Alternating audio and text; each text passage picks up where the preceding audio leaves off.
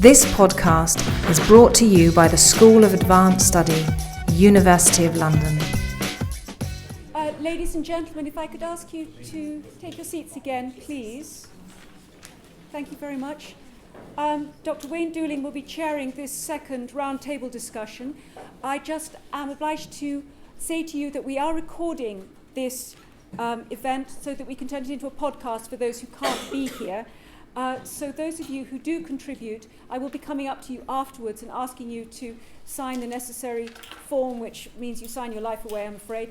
But I'm obliged to do this for data protection, etc. So my thanks, and over to Wayne.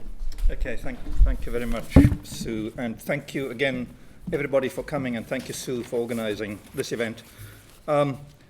One can pick a sort of random day in the calendar, the South African calendar, and end up on a sort of public holiday if you were to sort of strike a random day. But this is, of course, a day of real significance. And it struck me in thinking about today's events and Soweto, it struck me that in some ways we feel we know quite a lot about Soweto, but in other ways, in fact, very little has been written about Soweto, given the centrality of the event to certainly to historians' understanding of 20th century South Africa, or the second half of the 20th century. And Soweto 76 is most frequently described or seen as the beginning of the end of the apartheid state. And in the immediate aftermath of Soweto, we saw a few sort of very important works written about Soweto, and then there was a lull, and then very little in the 1980s, and in the late 1990s, a few studies appeared, and most recently, in the past 4 or 5 years, we've seen 1 or 2 studies about Soweto. But given the centrality of the event, certainly in the public understanding, but also in the in the academic world, it surprised me how, in some ways, one can describe it as sort of paucity of historical understanding. So it's I think very good that we having today's events. And I think in thinking about Soweto, it strikes me that there are different ways in which one might approach the subject. One is to think about it, to think about the event. Certainly if we were to write about the event, to think about the relationship between ideology and action. We heard on the video just a sort of throwaway phrase. Somebody said there was very little or absolutely no connection between the ANC, between the main liberation movements, between the ANC and student activists and student action. And this has, in a sense, become one of these things that we've taken as truism, but I think the reality is probably more complex than that. We're also frequently told that there's very little connection between the students, or if not very little connection between the students, big divide between the students and an earlier generation, the generation of the Defiance campaign. And while that may be true for the most part, that's probably not entirely true either. Certainly there's some research shows that, that the generation of the Defiance campaign certainly did make did put in place organizational structures between student bodies, student activists, and the what was left of the organizational capacity in the aftermath of Rivonia. We also think, and I think probably what we might spend some time talking about today, we might also think about how we remember Soweto and how we think about how we memorialize Soweto. Now, if we visited, anybody who visited any of the main museums in South Africa that have to do with apartheid or the 20th century, the Apartheid Museum in Johannesburg, the Rivonia Museum at Lilliesleaf, but any number of museums in South Africa, you essentially come away with a sort of single story about the way in which apartheid was ended. It's essentially sort of hegemonic story certainly about the hegemonic role of the ANC, about the ANC's centrality to the liberation struggle, and about the ANC essentially claiming the mantle of Soweto. Certainly the ANC has claimed the mantle of, the current ruling party has claimed the mantle of Sharpeville, and we've seen that in recent years. And as we can imagine, this is, of course, an area of enormous contestation because whoever owns the present writes the history. So without sort of further ado, let me introduce our speakers. I'll take it in turn as speakers go along. So I'll just introduce our first speaker, Elizabeth Williams, who is no stranger to many of us, but Elizabeth currently works at Goldsmiths and has completed a PhD at Birkbeck and has since published a book on Black Britons and the connections between anti-apartheid activism in Britain and South Africa. So, Elizabeth, thank you very much. And if you could speak for 10 minutes or so. Thank you very much. Well, I think I'm still rather affected by, obviously, the film that we've just seen, and there's so many currents there that bears resonance, and in particular when the last gentleman was talking about, different forms of torture, it kind of struck me, because at the moment I'm reading Winnie Mandela's memoirs, 491 Days. I'm sure you're probably all familiar about that, and her time when she was exiled out in the rural district, and she goes into great detail also about, obviously forms of torture during that time. But I'm here really today just to perhaps provide a little bit of sort of insight and aspect into the ways in which, at least here in Britain, members of black communities up and down Britain saw and observed Soweto from, thousands of miles away in our major cities, London, Bradford, Manchester, Birmingham, etc. Because I think another part of the story has been also, that has been missing, is how did people feel here? Also, in particular, the black communities. And it's been really interesting for me to start sifting through the archives again and looking at the ephemera in particular. And I came across this. I mean, I'm quite far away from you, but it is a flyer here that I think sums up quite beautifully. It says, from Brixton to Soweto, one struggle, one fight. And I think that, in a way, the 1970s as a decade is almost a decade that time has forgotten, because the 1960s, we're very familiar with what happened in the 1960s, and the 1980s, of course, the conflagration then in South Africa as well as here. But at least sometimes in this context, it seems as if the 1970s was a very quiet time where not a lot was happening in Britain. And I would argue that for the black community here in Britain, the 1970s was actually also a seminal turning point. And when one looks at the chronology of events, it sort of screams and shouts out and gives an idea as to why, by the 1980s, the black communities, activists in the black community up and down the country were looking at South Africa very, very carefully and were more than willing to, as it were, sign up and support the anti-apartheid struggle. So, for instance, when I sort of took a straw poll of, the various years within the decade of the 1970s, I was struck by such things as, the murder of David Wale in 1971. There were a whole series of arson and bomb attacks in southeast London, in particular the Sunderland Road bombing. Also, there was the Mangrove 9 trial in North London. Also, police attacks and paramilitary, if you can believe it, groups that were going into black homes and attacking black families up and down the country under a group called the Special Patrol Group throughout the 70s. Also, what we're all familiar with is stop and searches and the campaign against that, as well as police again having a dragnet throughout Brixton in particular. There were key stations, Brixton, Stoke Newington, where the police were notorious for the ways in which they interacted with the local community. I could go on, and one could draw parallels, but for me, one of the key sites of contestation and conflict was the issue of education. And I think that's where you can start to see, perhaps, and draw some of the parallels with education.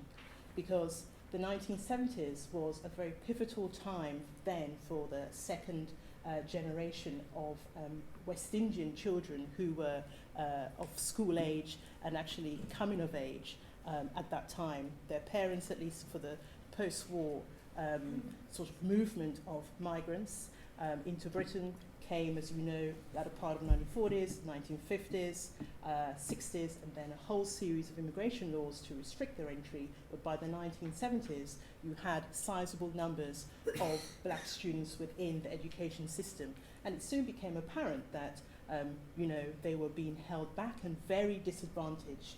And it was only in 1971 when Bernard Cord, who completed his PhD at the University of Sussex, came over here, first of all to do his master's from Grenada, brought out his book, How the West Indian Child Was Made Educationally Subnormal in the British Schooling System.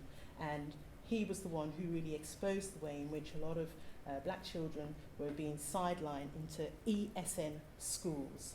So that area of education and being disadvantaged by education, obviously there wasn't much of an imaginative leap for many people and activists to be able to appeal to parents and say, well, look, we're in a serious bind here, and also look at what's happening with our brothers and sisters in Soweto, and what can we do about this. Now, in terms of activities and support, it's interesting that obviously what happened in June 1976, but it didn't take very long, because by October of that year, West Indian communities across London were able to get themselves together and stage a march from Notting Hill, which was the site of a very important part of the community, to march from Notting Hill to the South African Embassy in sizable numbers in October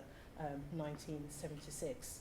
There were many other groups also, such as the West Indian Standing Conference that was formed in 1958, 1 year before the anti-apartheid movement was formed in 1958, due to the series of race riots that there had been in Notting Hill and the death, again, of another black man.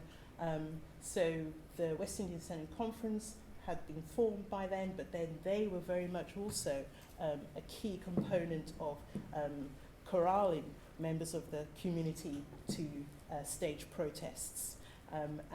Sorry, plugging my book, but in my book I talk about one contact in particular when members of the West Indian Standing Conference were outside the South African Embassy and got into an argument with the police then and there and their young people, when the police said, look, what's happening to you lot in Africa, in South Africa, that's what we should be doing to you here as well. And you can see and hear that exchange in the archives as well.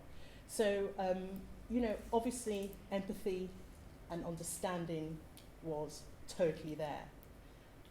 When one looks at the ways in which solidarity was taken forward, these communities might not have always been on the front line with other anti-apartheid movement operatives, because quite frankly it was dangerous to be on the streets, stop and search. If you were a young black man in the 1970s, it was really no joke. And talking to people who grew up then, they would tell you stories which I can't believe, that they had letters that would have to say from their employers where they were going, how long they were going to be there, and go back. So, like a pass. Did this really happen in 1970s Britain? I can't believe it.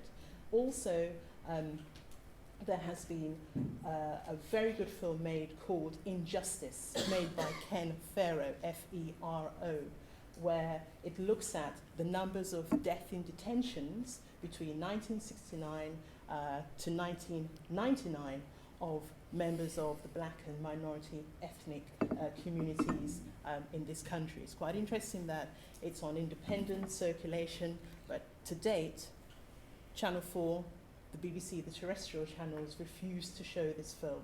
So for many communities here, what happened in Soweto and the killing of school children wasn't really that shocking, because it was happening here.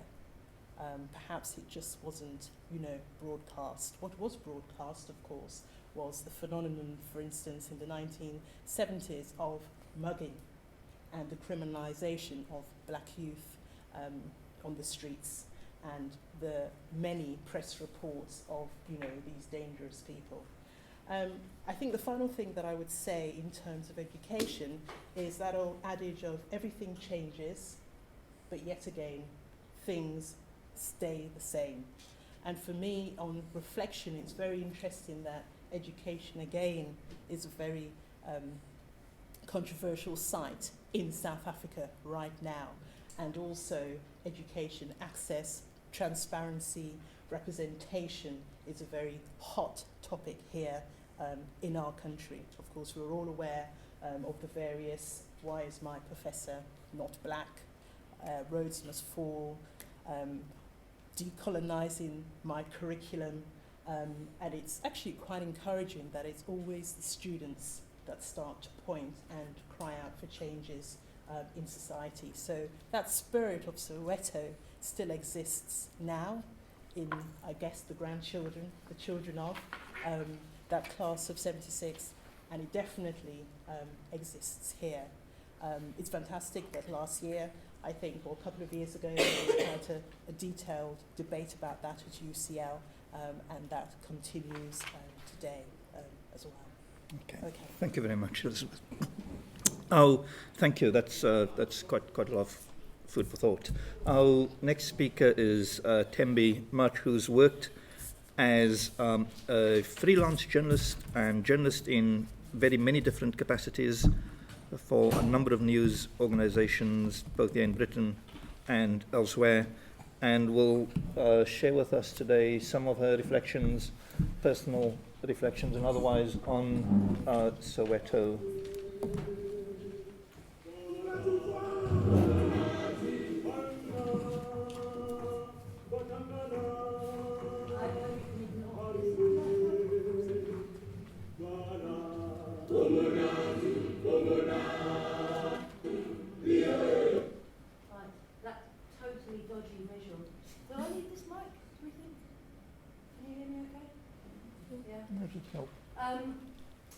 So there's a funny business about being identified as white South African, because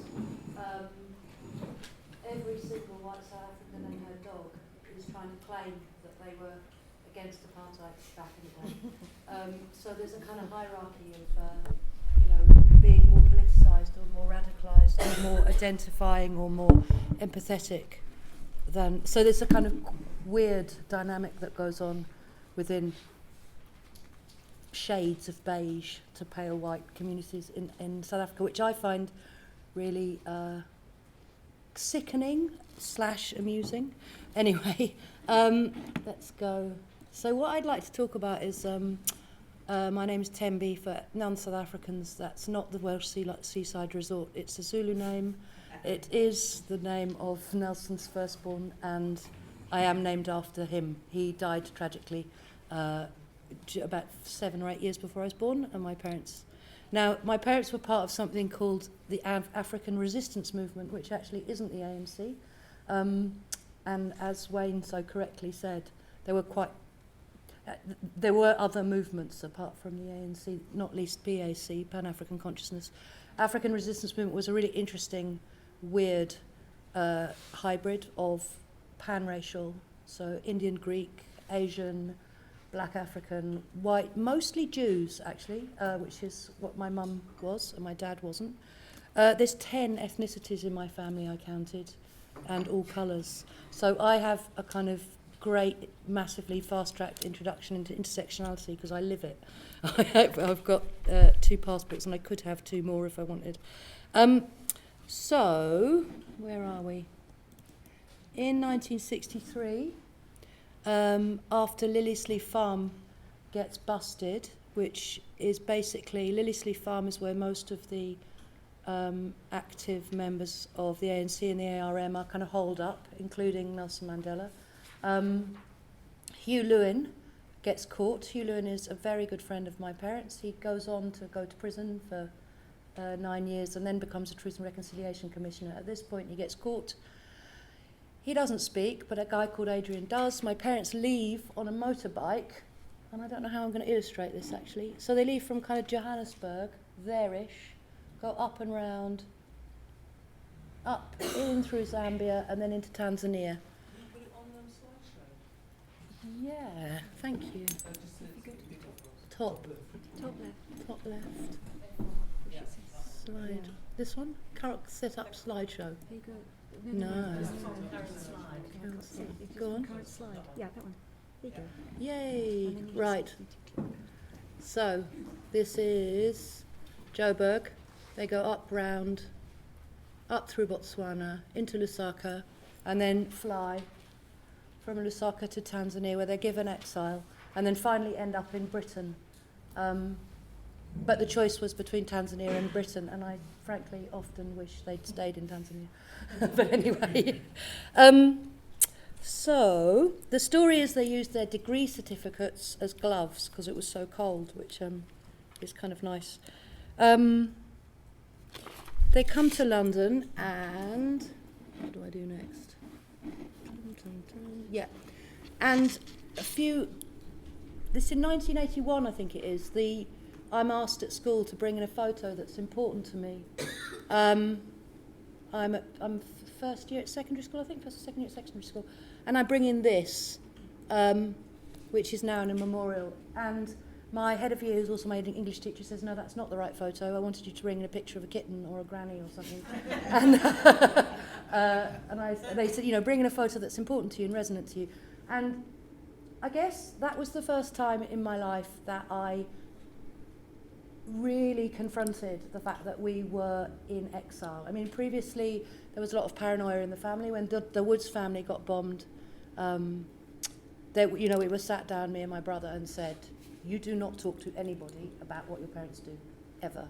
You do not talk about their background, you do not talk about South Africa. So there's this weird sort of paranoid vibe where it was made, in the same way that other people don't talk to that boy next door, he's weird. We weren't allowed to talk about our family or our history at all.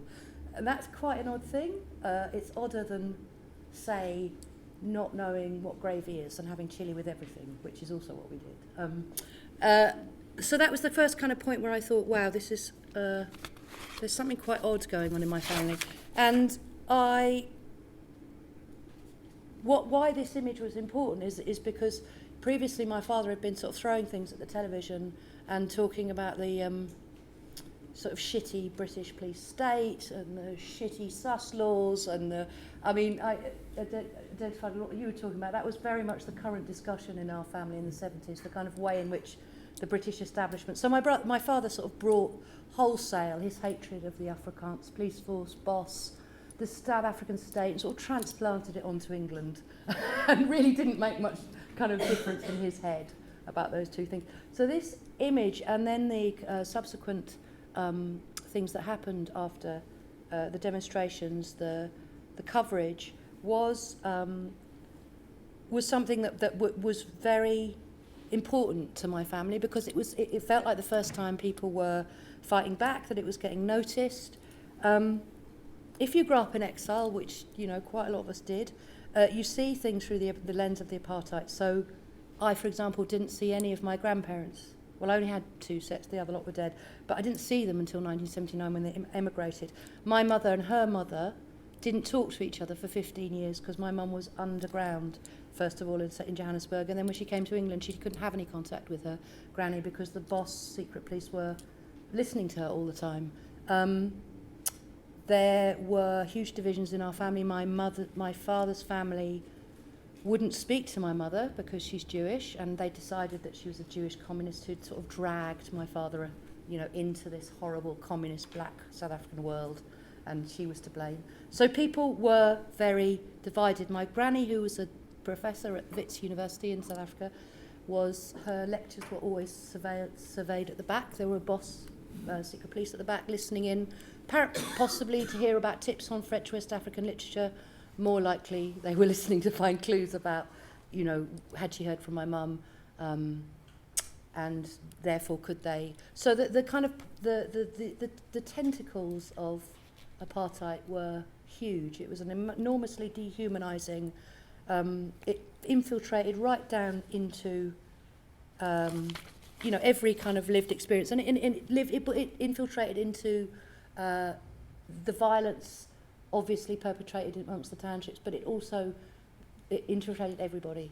The bullies, the torturers, the oppressors, they also lived this system of completely dehumanised, not having choices, not seeing anything except through the lens of colour, which of course takes away ambivalence, takes away uncertainty, takes away choice, takes away personality, takes away histories. And I think that's kind of what that's sort of why I think a lot of us South Africans are quite sort of obsessed with being South African, because it was such a total system. And it takes quite a long time. There's no point in denying that being white South African doesn't come with loads of entitlement. It really does. Look at, what's he called, Christian Bernard, the heart specialist, Sir David King, the science minister. The structurations of apartheid put in power white entitlement, clearly, which I think doesn't get enough examination, doesn't get talked about enough, and should be. It should be more owned, more talked about, more pulled apart, because it also happens here in England. That's what I see as somebody who, in being in both places, there's an awful lot of benefits to being white.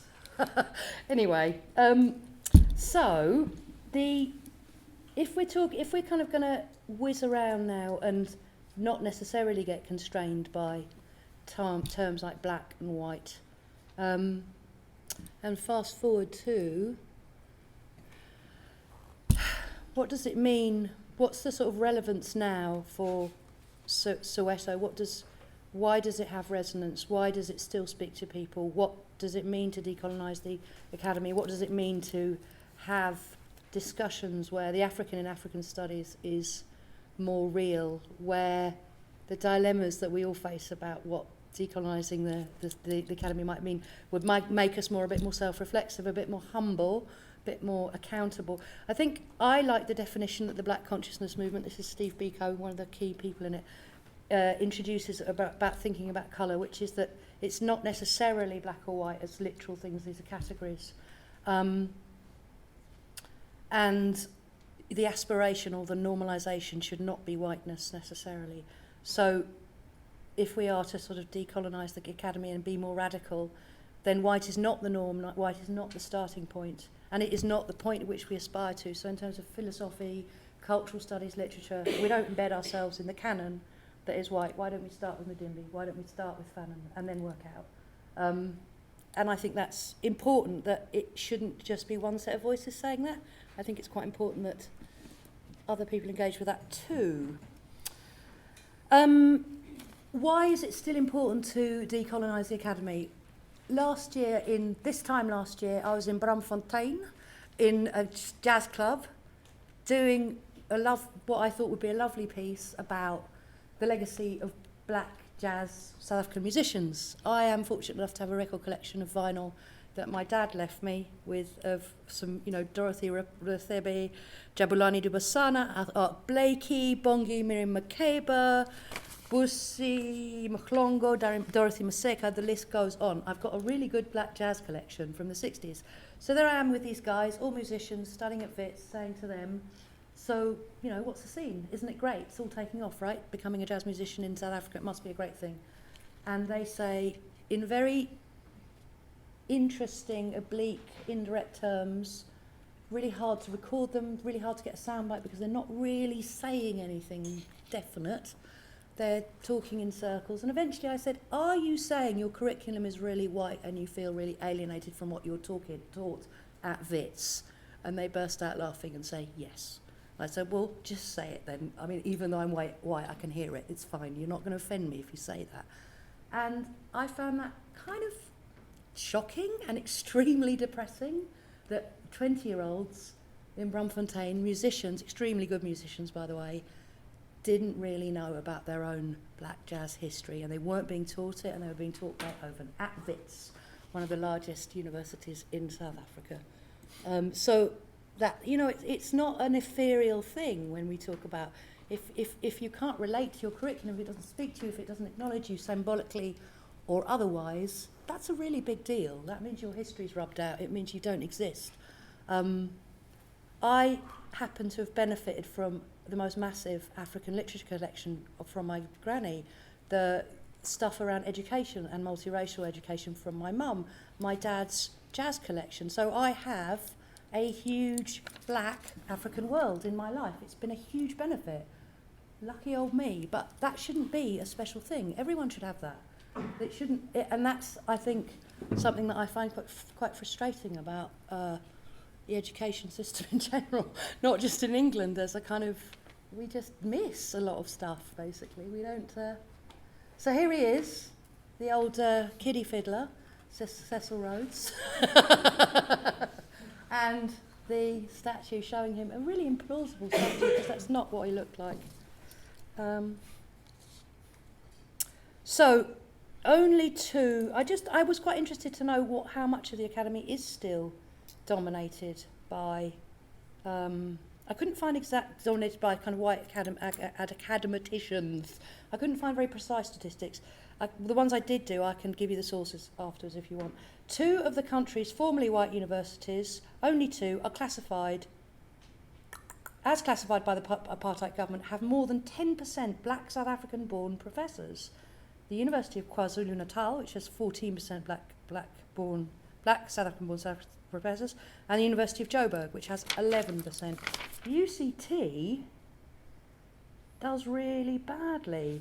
It has, so this is where the statue is, of the 934 academic staff, only 1 in 5 were black South African, i.e. would have been classified black, coloured or Indian by the apartheid government, sorry.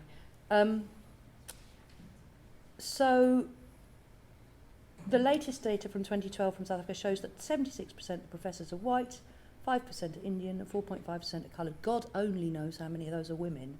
Probably none, anyway. Yeah, so that's so still in a country that is not predominantly white, it has predominantly white academic staff and more at the senior things. Am I running over time? Okay, maybe a minute or so. Should I wind up? So, I think in terms of, I don't know how much to say about, I like the words of a journalist called Mpho Msuko writing in the Mail and Guardian last year. We need a main library named after Zakes Mda. He's a guy who wrote Black Diamonds, a really kind of seminal, interesting critique of yuppie, middle-class Johannesburg. With a sculpture of Nat Makasa instead of Bernard Shaw. We need an Eskia Mafalele School of Literature, Language and Media. Otherwise, we're in an alien world. In Mampalele's words, we roam the wilderness. So, and he goes on to say, much of our symbolism commemorates white racists. Transformation is decolonization. We must divorce Wits from its colonial qualities and advocate that it put on a new nature, fashioned after a society with a black majority. We need a symbolism that truly reflects the populace of South Africa. We need white people to accept that they are in Africa and that Wits is mostly black. I think I'm going to do a quick, that's also protest. I just like the idea that there's a long tradition of bare protest. It isn't necessarily sexist, it isn't necessarily racist. It's a very tried and tested tactic and it's being used at the moment. The last thing I'm going to say before I wrap up is look at the query in the mirror. I think there's a real tie-in between the idea, now this is an idea that Professor Tinyiko Malakeli has put into the arena. What he's saying is that if we look inside us and try and investigate the kind of current xenophobia that's going on, there's a link in South Africa, there's a link with that and what's happening with the Rhodes Must Fall thing. It's a fear-driven response to needing to hold on to the tiny bit of resources that we have. And I very much like this article because I think he's looking at the way that kind of internalized oppression or internalized self-loathing is still very much alive and kicking in some areas of South Africa, and that's manifest in terms of the xenophobia and the violence of pulling down memorials. So on the one hand, it's good to pull down memorials because they're not necessarily right. On the other hand, it's quite problematic because it's quite an aggressive act. And should we always get rid of things that are troublesome? Even should we not perhaps keep them as reminders of not going there again? Anyway, that's that. That's me. Thank you very much. These are some great thinkers, philosophers, people that we could start decolonising with. Thank you, Tim. Thank you very much. Our first speaker is Christabel Gurney, who Christabel is known to many of us and has worked tirelessly in the anti-apartheid movement for many decades, and has written on the anti-apartheid movement and also collated the archives, I think. Is correct? Thank you. If you could speak for 10 minutes, thank you. I was asked to speak about the international reaction to the uprising in Soweto, and I speak both as an activist from the time, because I was editing Anti-Apartheid News, the newspaper of the anti-apartheid movement in 1976, and both, as Wayne has said, as someone who since has tried to take a more objective stance and written as a historian. And I'd like to take up what Elizabeth said in the early 70s. It was a very lean time. But we should have known, because in the first few months of 76, it was clear that something was going on. And in fact, at the Anti-Apartheid Movement National Committee, a few days before the 16th of June, Horst Kleinschmidt came from South Africa. He came into exile and reported on the large number of detentions that were taking place. This is before the 16th, of school students. And we also knew that people were dying in detention, and that was a great cause of activism and protest in the months leading up to June 16th. Nevertheless, when it happened, it came as a kind of tremendous revelation and a shock. And the immediate reaction, I think, was one of euphoria, that at last something was happening and things were moving in South Africa, followed by shock at the repression and the cruelty and the shootings. But then the anti-apartheid movement, being a very kind of focused, strategic organisation, taking up what do we do here. And the anti-apartheid movement had always felt that our role, wasn't to fight in South Africa, it was to perform an international role and stop British and international support for the apartheid regime. And so the strategic thing at that time was the arms embargo.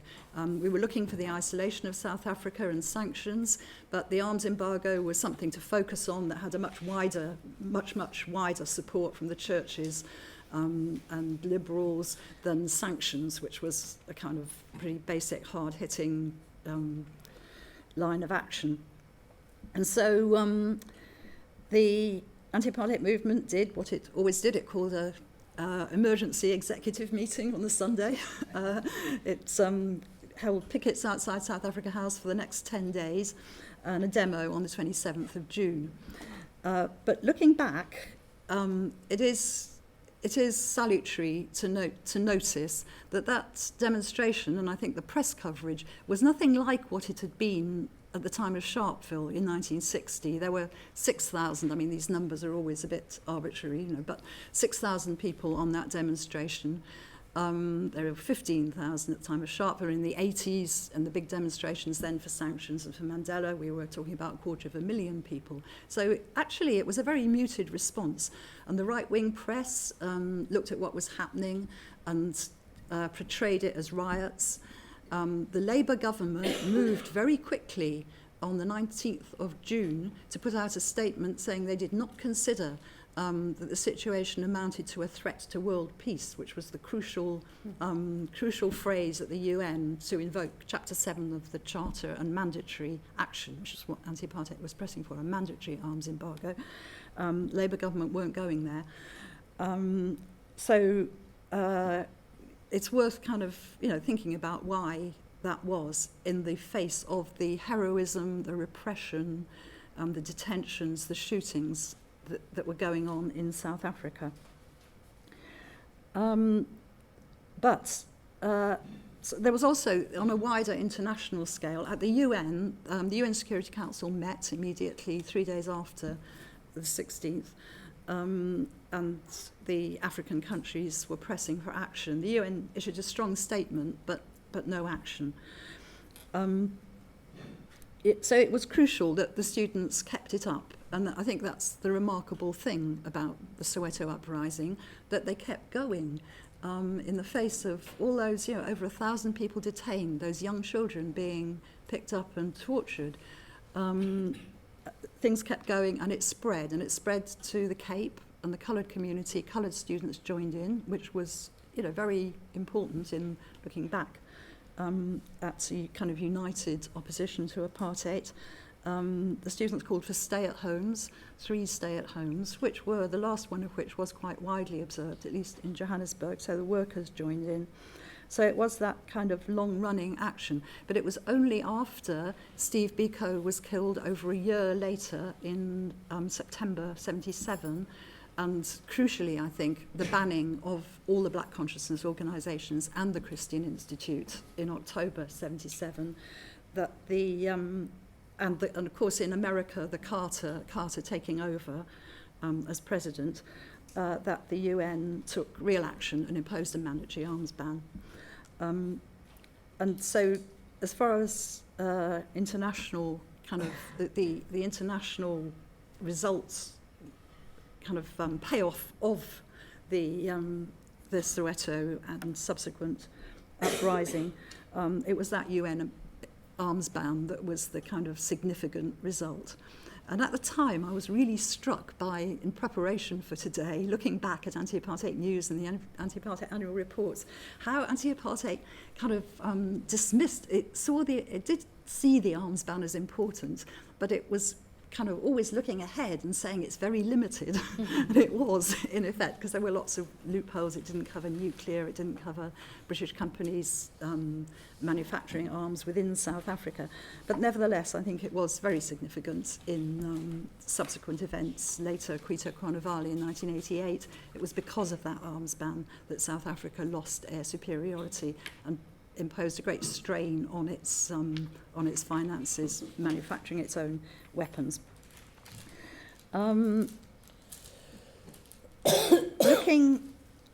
It did, at the time, the anti-apartheid movement was pushing for a freeze on investment.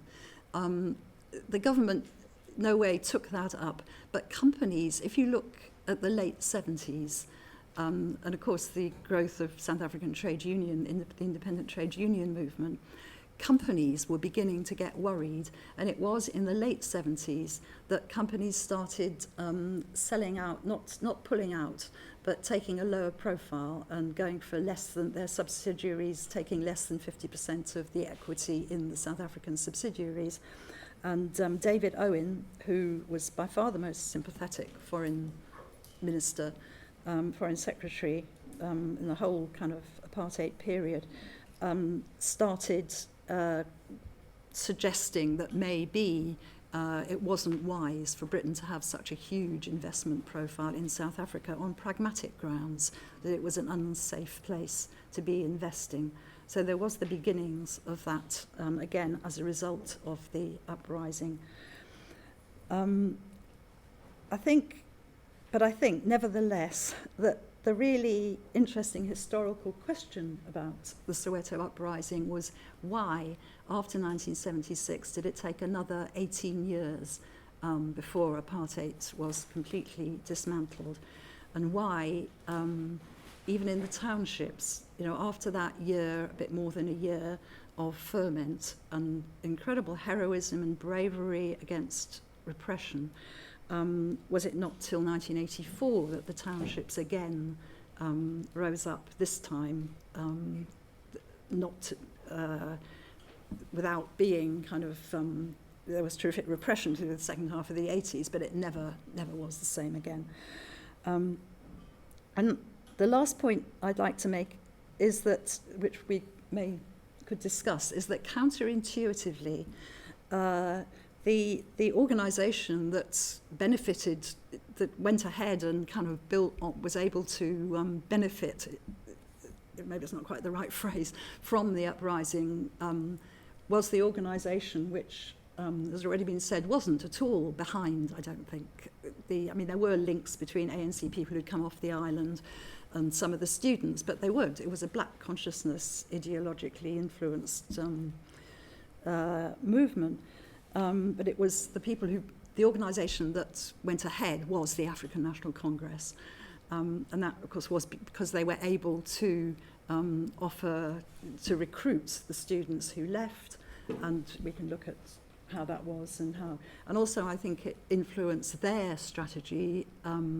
In 1978, there was Tambo led an exhibition,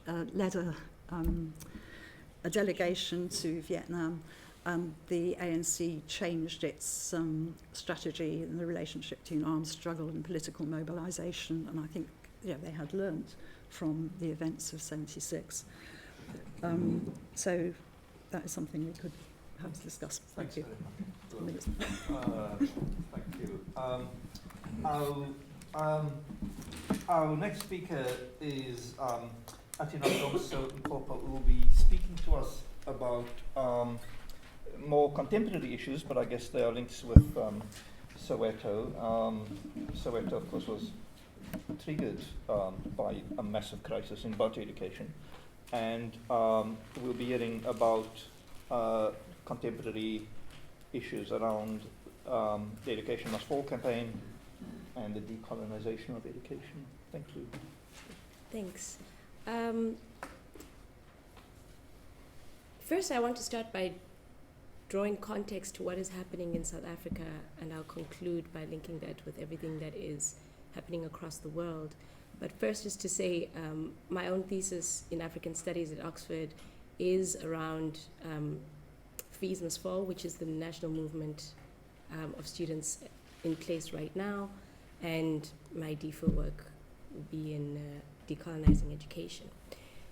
But for a couple of years now in South African universities, and I come from Wits University in Johannesburg, students have been agitating around the structure of the curriculum, the representation of South African black academics in formerly white liberal universities like UCT, Rhodes.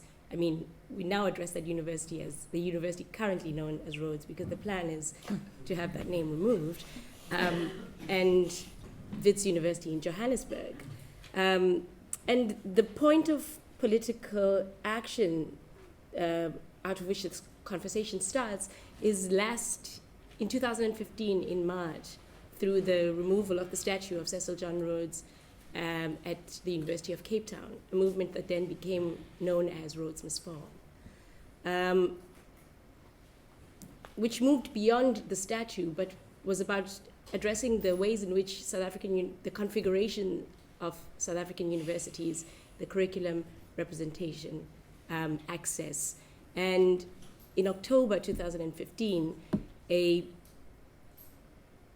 shutdown of the University of Wits University led to a nationwide shutdown of South African universities called #National Shutdown, and inaugurated the Fees Must Fall movement, which initially was about the fee increments that take place at universities at around 10-11% every year, but also became about these other issues that had been at play through movements like Decolonize Wits, Rhodes So White, Open Stellenbosch, and Rhodes Must Fall at UCT. And this is happening at 4 universities. But there are also movements from the University of Pretoria, the University of Fort Hare in the Eastern Cape, etc., etc. So in this, I want to talk a little bit about a couple of things as it pertains to June 16 and how it is that students in these movements are utilizing that history and the themes that come up. And the first is something that is like a stark contrast with June 16 in 1976 is the issue of Afrikaans, because the formerly Afrikaans universities in South Africa, universities like Stellenbosch, the University of Pretoria, the University of the Free State, still continue instruction in Afrikaans at those universities. And so the first historical reference that we see coming from the movements, the student movements in South Africa, pertains to Afrikaans. And in fact, there's an exhibition right now in the Free State titled, I thought we had this conversation in 76. So students have been utilizing that imagery that comes from June 16 to address the issue of language of instruction in formerly Afrikaans universities, but also to reopen a discussion about instruction in universities in indigenous African languages. While I was at the university, at Wits University, the University of the Witwatersrand, I was part of the teaching and learning committee in the university. And one of the things that the university found was that stellar students from rural communities who came to Wits and were in like the 80, 90 percentile were failing because they were struggling with the medium of instruction in faculties where the language wasn't the biggest issue, in faculties like medicine and the sciences, because they were used to dual instruction.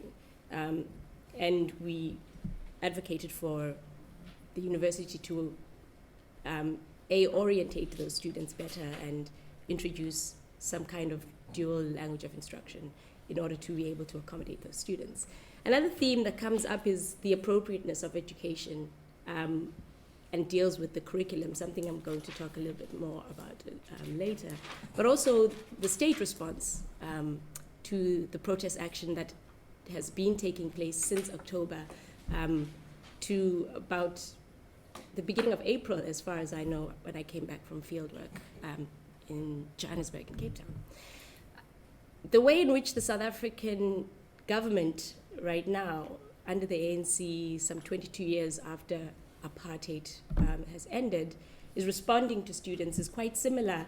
And I think the students are using the images that come from protests that took place at in Parliament in Cape Town, at the Union buildings in Pretoria, and at the ANC headquarters in Luthuli House in Johannesburg CBD, to strike that reference to the way in which apartheid government responded to student activism and protest. And the police have been responding with, well, there was a case of live ammunition in Cape Town at a protest there, I believe. But the police have been responding by shooting students with rubber bullets, tear gas, arresting students, torture. My little brother, who's at Stellenbosch, he's only a first year, I think second year now, was arrested a couple of times and beaten, tortured by the police. So the South African government is responding in quite the same ways that the apartheid government was responding. And the media is also, at least mainstream media, is also responding in the same ways, calling, criminalizing students and calling them entitled. They should be grateful they're in universities and they're black, etc., etc. So some of those same themes still continue to arise, but one that is conspicuously absent, at least in the ways that I've heard people in South African universities here in the UK talk about June 16, is the thread that runs through the movement that is Fees Must Fall and the students and their influence in June 16, which is the issue of Black consciousness, like the speaker before me was talking about. Black consciousness activists such as Nkgopotse Tiro, who was killed by the apartheid government, Steve Biko, Barney Pichana, were all involved in, I guess, informing the ideological complex of students, not just in universities, through the formation of SASO, which was the student movement that was the Black consciousness student movement that broke away from NUSAS, which was a more white but multiracial student organization existing in South Africa then, but also into community movements, much of which failed, but particularly to students in South Africa and students in Soweto. Nkgopotse Tiro was conducting political education classes in Soweto and was arrested in '74 by the apartheid government, particularly for that kind of action that university students were undertaking at South African high schools at the time. And once again, like the ANC, in the way that it reflects on all of the political actions and movements of the past, has erased movements like Black consciousness from telling the history of Youth Day. In fact, what you probably have is a big concert with like pop stars, some performances, and ANC regalia being circulated and more talk about free education, which is not being impacted. But the important thing about Black consciousness, at least for the student movement in South Africa at the moment, is that the movement is not just making reference to history insofar as like June 16 happened and we are like them, but is trying to use this ideological framework to expose the afterlife of apartheid that is the South African scene. They're forming critiques about South African society and the ways in which Black people are still barred access to universities because there hasn't been substantial redistribution, because class in South Africa is still very closely linked with race, and because those institutions continue to be alienating and irrelevant to the societies in which they exist. So Black consciousness is quite important, and the Fees Must Fall movement, be it in Cape Town, in Fort Hare, at WITS, at UJ, University of Johannesburg, at UP, has quite proactively adopted Black consciousness as their ideological framework. And in many cases, like in Cape Town with the formation of Azania House, the political strategies of the Black consciousness movement in universities, SASO. And so the references that they make about the ways in which SASO, for example, in 1971 at its formation, took up the issue of apartheid education, took up the issue of indicting the university as being implicated and imbricated in the process of apartheid, of taking on a colonial structure that didn't address the educational needs or the societal needs of South Africa as a majority Black, over 80% Black country, are really important, and students are undertaking their political action and their engagement with the university using the frame of Black consciousness to say, while we are supposed to have formal liberty and we're supposed to be this transformed, multiracial, etc. Country, South Africa remains anti-Black, which was the notion that Black consciousness raised, and that the university particularly remains an anti-Black space, one that continues to use like apartheid racial hierarchizing to supplement for Black when they make employment. To that end, a university like WITS doesn't have a single Black woman full professor in 2016. I think the same may be true for UCT. So I think the most important thing in this historical referencing and history making for student movements on the ground in South Africa is this exposition of the university, its configuration. I mean, buildings at WITS are still called Jan Smuts. A university is called Rhodes after Cecil John Rhodes, who students consider to be a mass murderer. And Cape Town, I think, is the best site for having exposed a lot of this. But issues in the curriculum, the content of the curriculum, like Tembi was talking about, still remains alien and alienating. Black academic faculty, etc. The second thing is the issue of protest and its form. And here I think there are some differences, because there are some differences that students are trying to strike with the reference to June 16, the reference to Black consciousness, and the ways in which we think about South African political activism. And something which has been perpetuated by, I guess, a predominantly charterist, ANC-orientated kind of protest culture, which is that it is very heteronormative and that it is very masculine. The people that we remember from the Black consciousness movement aren't women like Ketiwe or I guess Mampela Rampela, because she's become really famous, but we remember Steve Biko, as we should, as somebody who founded SASO and is the father of Black consciousness in South Africa. But people like Bigo, Tiro, Pijana, and we don't remember the women who formed a big part of the Black consciousness movement, but also led many of the organizations that form part of the Black consciousness movement. And so political space, in terms of the action, the activism, has become very masculine and very heteronormative. And students are striking critiques against the perpetuation of that form of protest, and are contesting women, particularly people from the queer collective in universities, the LGBTI plus communities, are contesting the space, but also the ways that we recast history in very heteronormative, masculinist, ableist ways. And that is particularly interesting and very encouraging about the ways in which students in South Africa conceive of decolonizing the curriculum, decolonizing the university, but also decolonizing politics.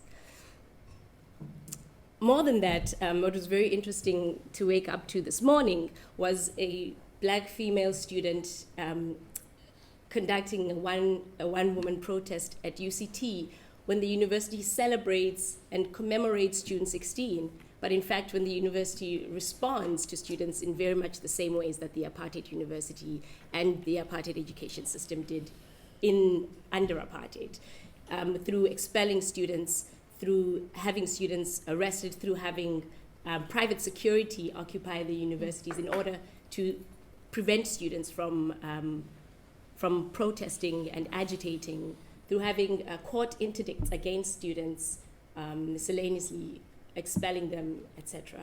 And so the activism goes even to the ways in which the university wants to cast itself as progressive, as having been influential in the 80s, like everyone was anti-apartheid and everyone is anti the suppression of student voices, when in fact that's precisely how the university is acting, but also against the ANC government, which is responding in very apartheid ways to protest action by students in the contemporary, but is willing to celebrate those forms of protest against apartheid and against the apartheid educational establishment.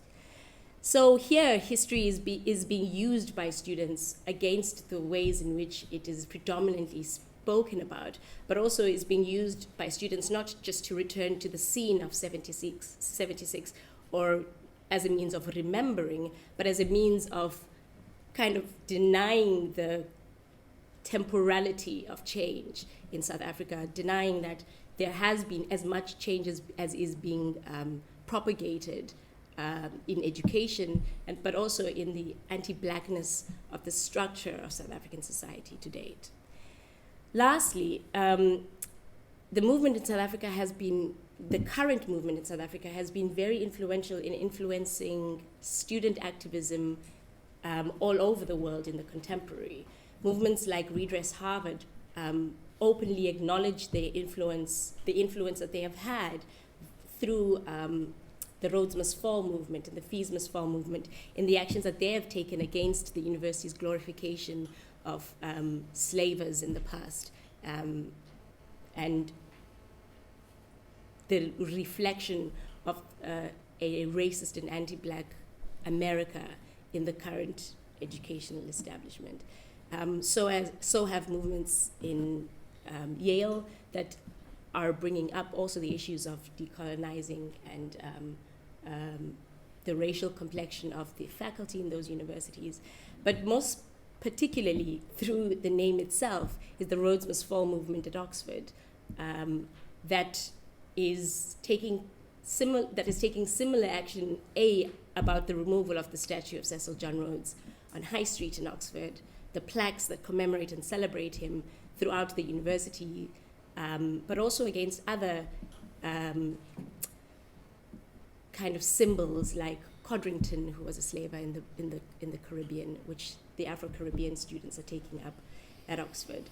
So 76 has had an immense influence on the way that we think about South Africa and the anti-apartheid movement.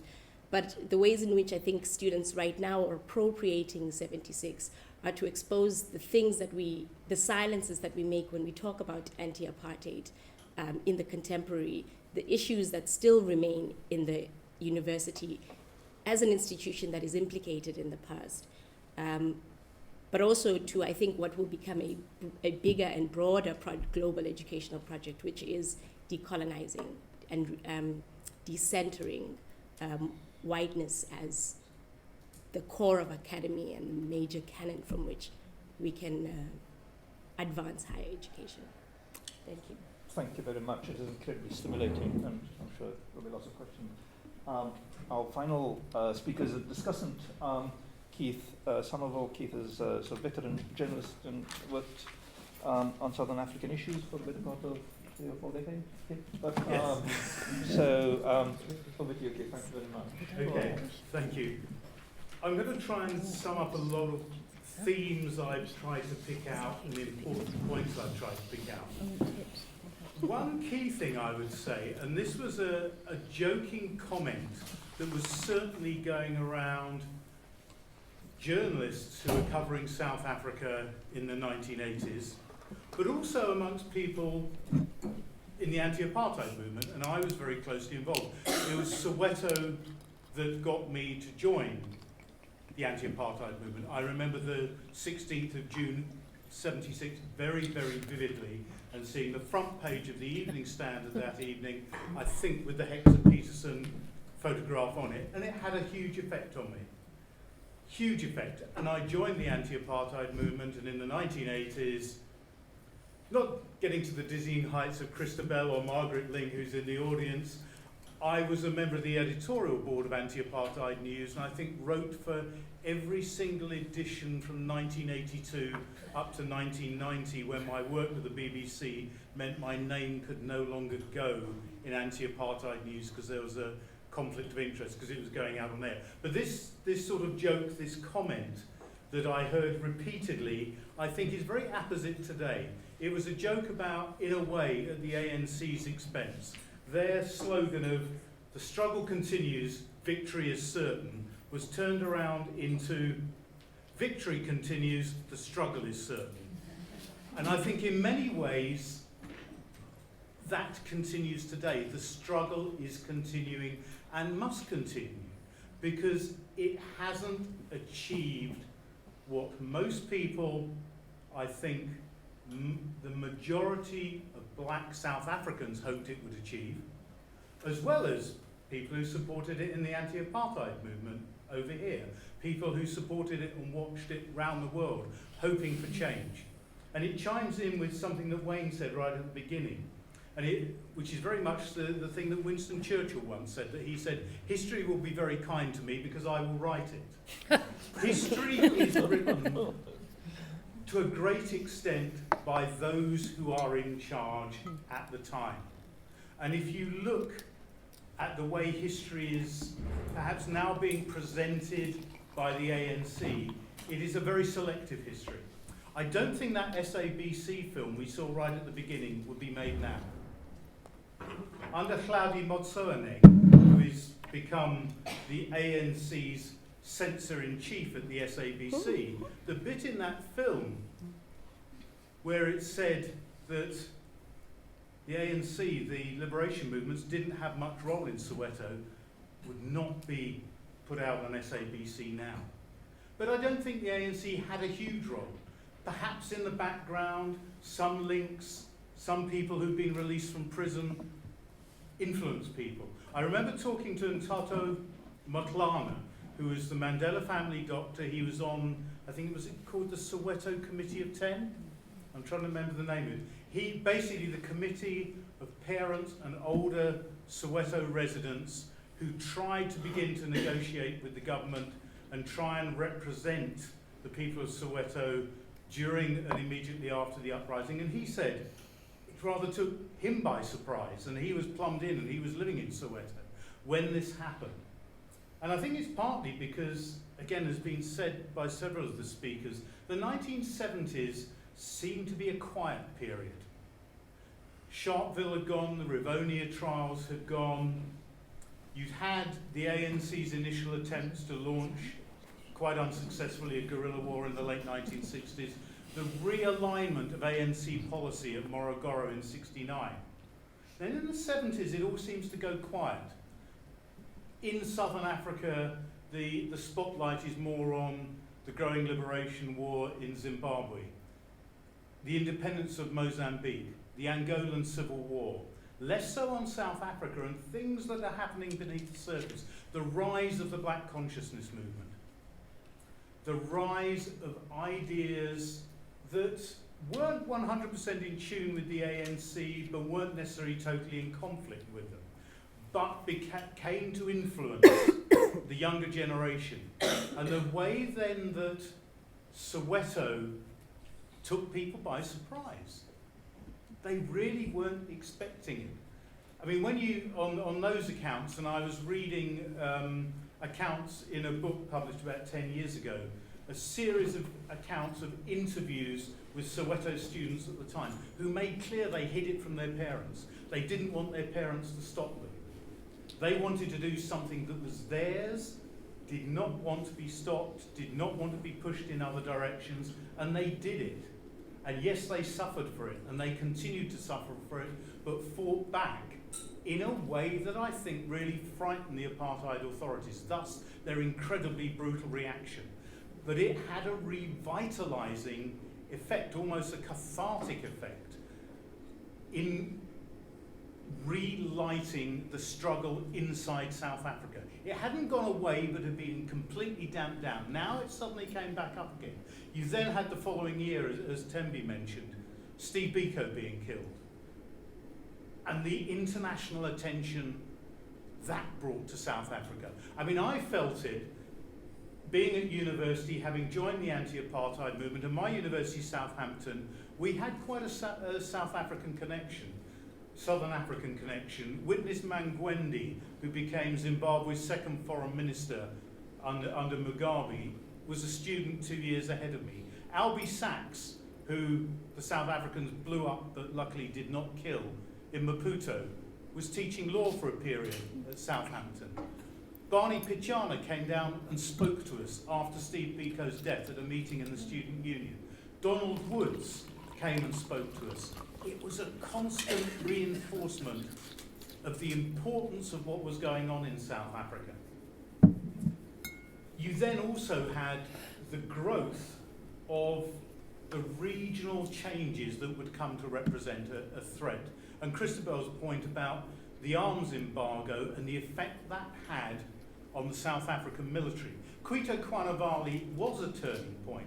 Many people have tried to overblow it, and you now get this reaction, the sort of white ex-army reaction in South Africa of, oh, you know, we didn't, it's a bit like the Americans with Vietnam, we didn't lose. Well, they're forgetting Clausewitz. War is politics by other means. They lost Kwito Kwanavali because they didn't win it.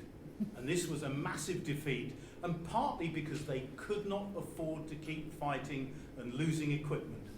Losing men, but also losing equipment. And this was a body blow, coming after the whole ungovernability period in South Africa that I think grew out of Soweto, and the confidence.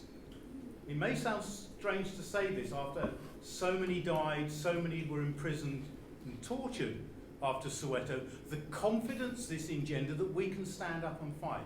And the way the protests developed in the 1980s, I think, came out of that. And if you read Mandela's Long Walk to Freedom, he talks about when a lot of the black consciousness prisoners came to Robben Island.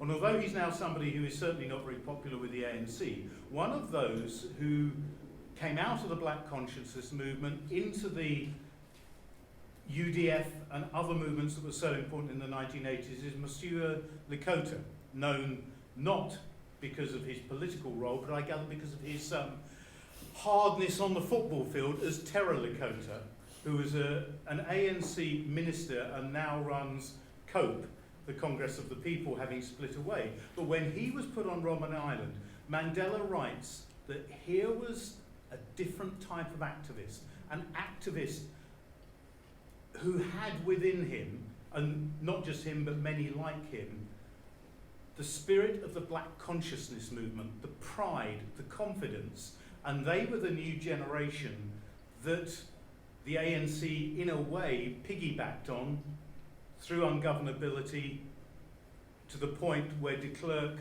for economic, domestic ungovernability reasons and regional military reasons, had to begin to roll back and look for a way out. It was better to get out than to go on.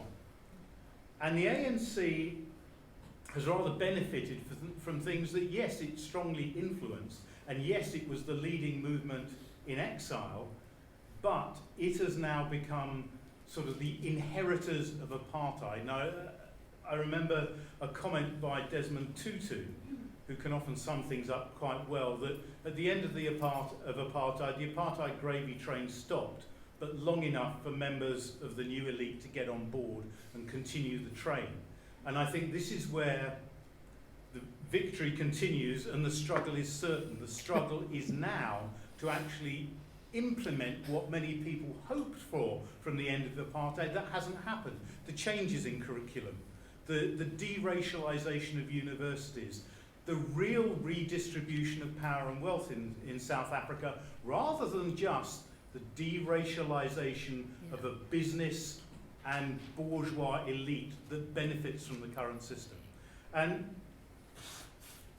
these current protests, the fees must fall, and also what is often written of, the born-free generation, as they are often called, those who were born since the end of apartheid will not have the same attitude, I think, over time towards the ANC that people who were born or grew up during apartheid would have.